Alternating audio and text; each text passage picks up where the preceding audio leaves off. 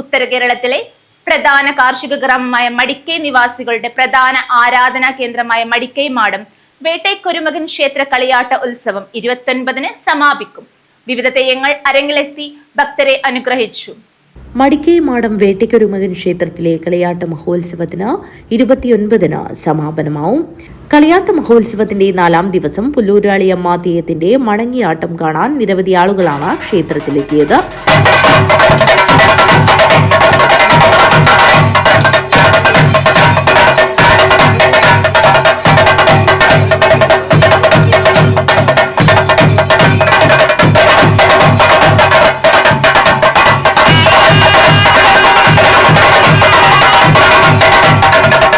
ചാമുണ്ടിയമ്മ, വിഷ്ണുമൂർത്തി എന്നീ തെയ്യങ്ങളും ഉറഞ്ഞാടി ഉരിയാടി ഭക്തർക്ക് മഞ്ഞൾക്കുറി പ്രസാദം നൽകി.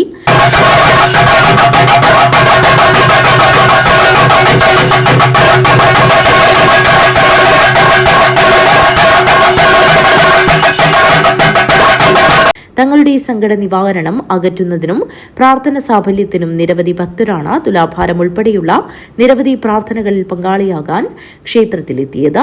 News bureau, Kanhangad.